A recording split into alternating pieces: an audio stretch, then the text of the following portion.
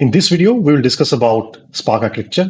We'll discuss what is driver, what is executor, and how different jobs and tasks are executed using driver and executor architecture of Spark. So when we start, I'll explain the Spark architecture in very simple diagram, and then we'll slowly add the complexity and make it full architecture diagram. So let us start with this. So Spark follows the master-slave architecture. If you're not aware of this architecture, then the role of master is to plan the activity. Role of slaves is to execute the task which master has planned. Let us see how Spark implements it. Let us start with our first very simple diagram of Spark architecture.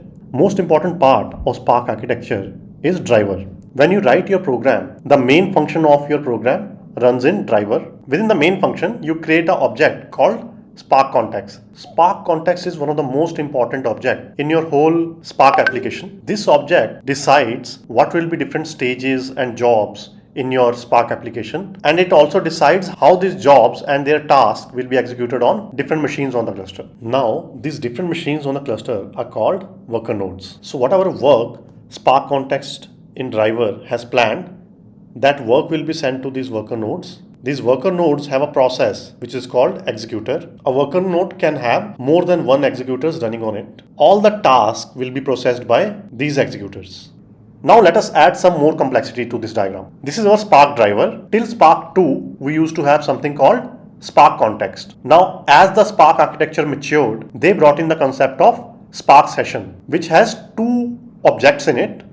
One is Spark context and other one is Spark SQL. Spark context does the same role which we discussed a few minutes back, and Spark SQL is used to run SQL queries on worker nodes. And then there is cluster manager. Cluster manager is a process which helps us acquire the resources to run our job. So your job may need 10 executors or 100 executors. This cluster manager will help Spark session and Spark driver to acquire these executors based on the configurations that you have set in your job. Now this cluster manager can be Yarn if you are using an on-prem Hadoop cluster. It can be the standalone cluster manager which comes as part of Spark, or it also can be Kubernetes. You will be using any one of these cluster manager. As we discussed a few minutes back, Spark context will reach out to cluster manager and say, I want to run this job. Can you tell me on which worker nodes I should run this job? Cluster manager will find out few worker nodes which are free to execute that work and inform Spark driver about those free worker nodes. Then Spark driver will connect to those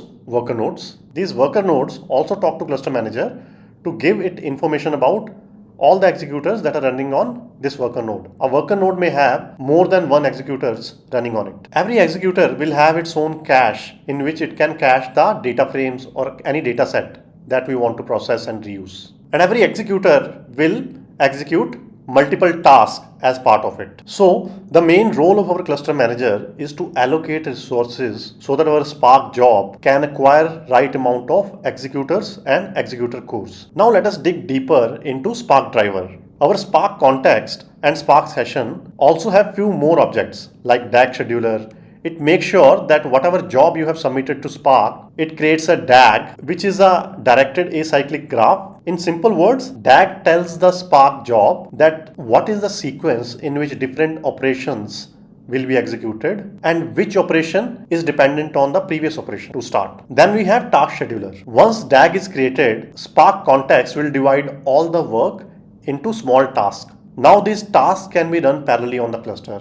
It will send this task information to all the executor who are supposed to process the data. Then we have a block manager which gives information to Spark context that which file is stored on which worker node. Let's talk about our worker node. Every executor is a separate JVM process in worker node. Now when executor wants to execute a task, it starts a thread and runs that task as part of that thread. Number of threads an executor can start is called executor core. So in simple words, executor is a JVM process, and depending on how many CPUs you have in that machine, it can start that many number of threads, and each thread represents executor core. These executor cores can process the task independently. Let us see this with a diagram. So we'll have a worker node.